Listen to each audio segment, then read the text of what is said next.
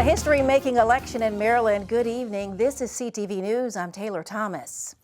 History was made last night as Wes Moore was elected governor of Maryland. Moore is the first black person to lead the state and only the third African-American elected governor in the U.S. history, that is. Running mate Aruna Miller also made history by becoming the first immigrant and Asian-American lieutenant governor. Moore's victory returns the state capital to full Democratic control after 8 years under Governor Larry Hogan. Both Moore and Miller spoke to a crowd of more than 1,000 supporters at the Marriott Waterfront in Baltimore after their historic election. Here is what the Moore-Miller administration is going to do. In our administration, we will work with police and communities to ensure public safety.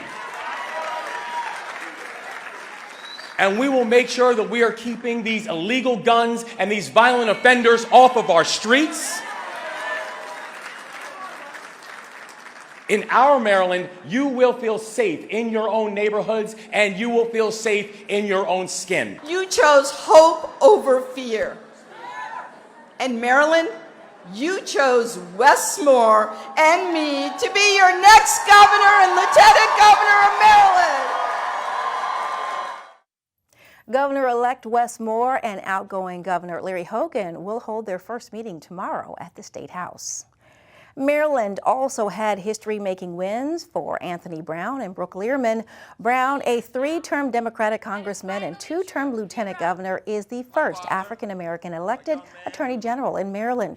Learman, a state delegate representing District 46, is now the first woman ever elected comptroller in the all-line state. Progress is not inevitable, but it is possible. There's an old Jewish text in the Pirkei Avot that tells us, you are not obligated to complete the work, but neither are you free to desist from it. Maryland needs an attorney general who'll fight for equity and fairness always, and change and reform when necessary. Who, with you and with our next governor, Wes Moore, will write the next chapter in our great future. Meantime, let's take a look at some local election results. On the Prince George's County Council, we have some new faces. Representing District 2 will be Wanika Fisher. Representing District 3 will be former council member Eric Olson.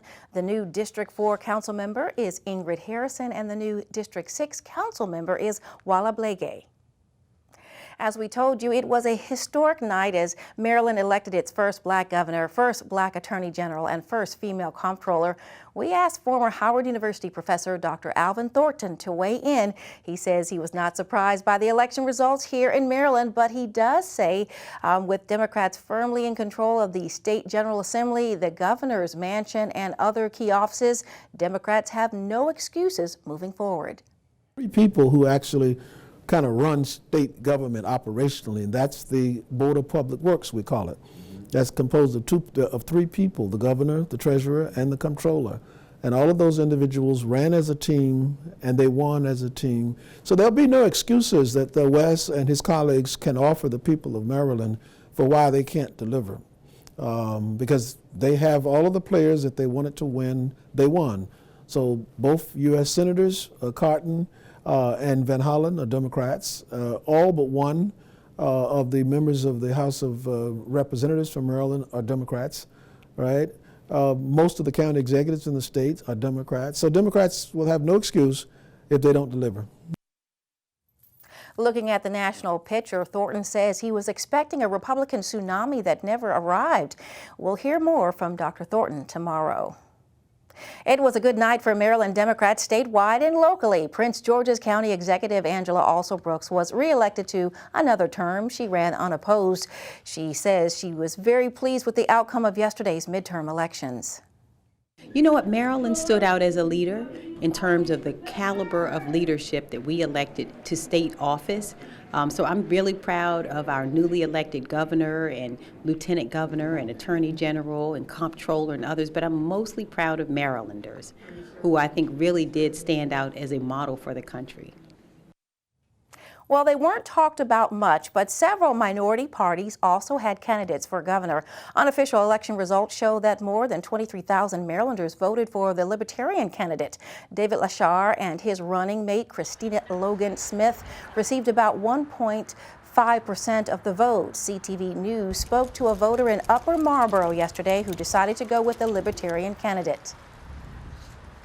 I guess in reading about the issues that each of the candidates stood for and their reasons for standing behind them, I found that in this case the Libertarian Party best represented how I think, even if they didn't represent what I thought about each individual issue. The Green and working class parties also fielded gubernatorial candidates who garnered little support. Although votes are still being counted, it looks like Marylanders have decided to legalize marijuana. Unofficial state election results show that 65.5% of Marylanders voted for the constitutional amendment that would make using and possessing cannabis legal for adults 21 and older. The Maryland State Board of Elections says the votes from 8 election day precincts have not yet been counted. You're watching CTV News. I'm Taylor Thomas. Coming up, Prince George's holds a special luncheon to honor military veterans. We'll have the story right after the break. Stay with us. What do you think you're doing, Kevin? Was just gonna drive home. There are several warning signs present that you shouldn't be driving. Like hearing voices? Like your text-to-emoji ratio? Oh man, the selfies. Selfie, nailed it. We all have warning signs that let us know that we're probably not okay to drive. Mine is pretending to be your subconscious. Craig, come on man, let's put a ride home.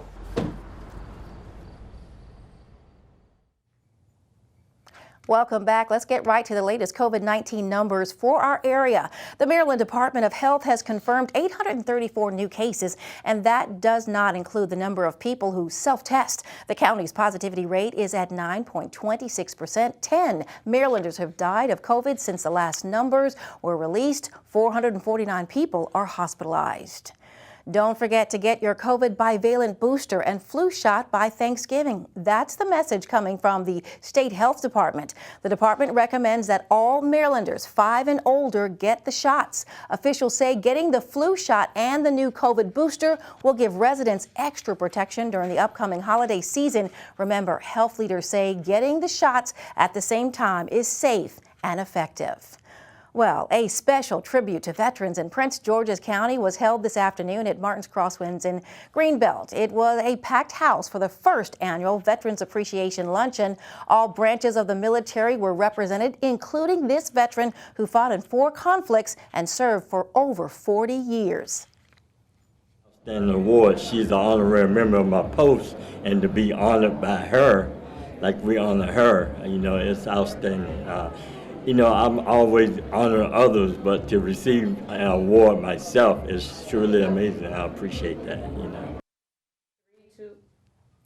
Prince George's County has the largest concentration of veterans in the state. County Executive Angela Alsobooks created the county's first Office of Veterans Affairs in 2018.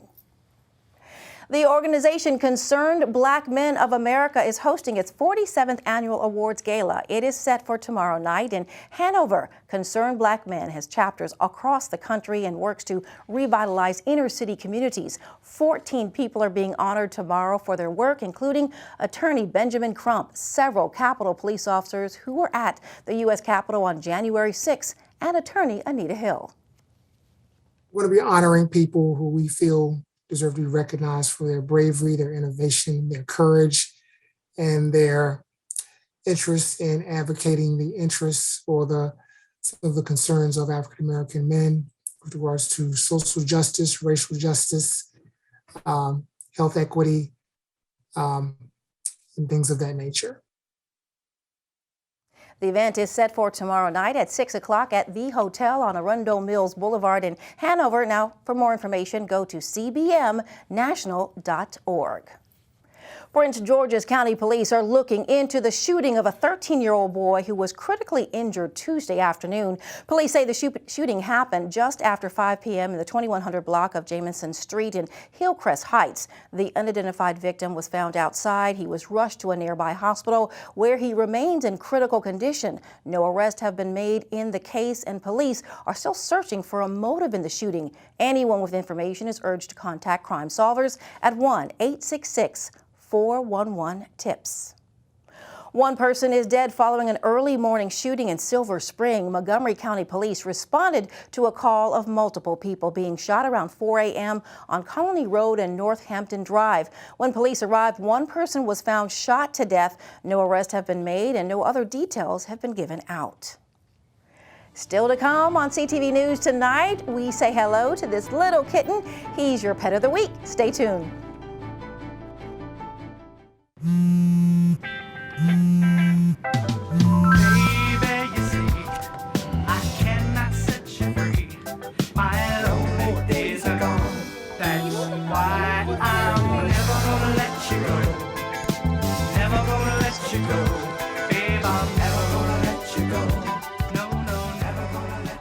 Here you go. Thank you. Thank you. Never gonna let you go. Never gonna let you. Welcome back. Have you noticed more deer along the side of the road or in your neighborhood? Well, that's because it's mating season. The Maryland Department of Natural Resources is reminding motorists to be on the lookout for the four-legged animals. They recommend that you slow down in areas where you see deer crossing signs. If you see a deer, you can flash your lights or honk your horn. You are advised not to swerve to avoid hitting one. Deer mating and hunting season run through the end of December.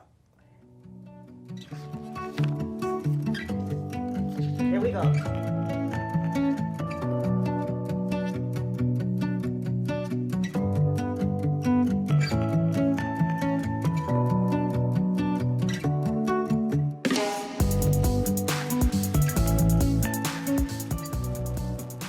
It's time for another edition of the Pet of the Week.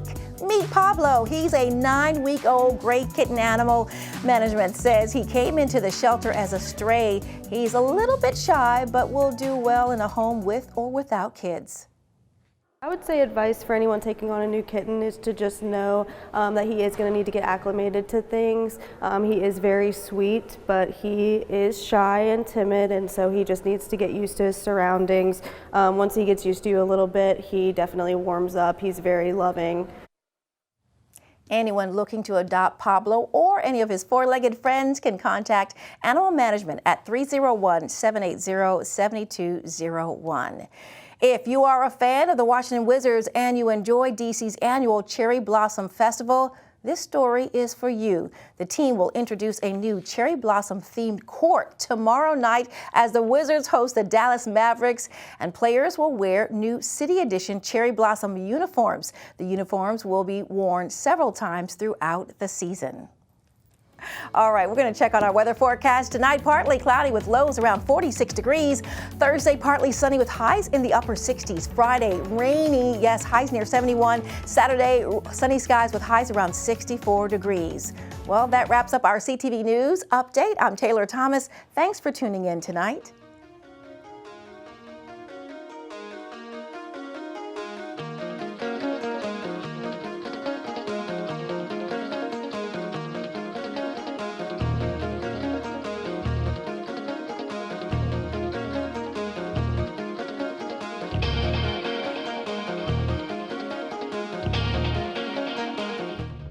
Today, millions of people all across America are building a life in recovery from mental and substance use disorders, helping themselves and helping each other, with friends, family, and community, lending their strength and support. Join the Voices for Recovery. Together, we are stronger. For 24-hour free and confidential information and treatment referral for mental and substance use disorders, for you or someone you know, call 1-800-662-HELP. What do you think you're doing, Kevin? Was just gonna drive home. There are several warning signs present that you shouldn't be driving. Like hearing voices? Like your text-to-emoji ratio? Oh man, the selfies. Selfie. Nailed it. We all have warning signs that let us know that we're probably not okay to drive. Mine is pretending to be your subconscious. Craig, come on, man, let's put a ride home.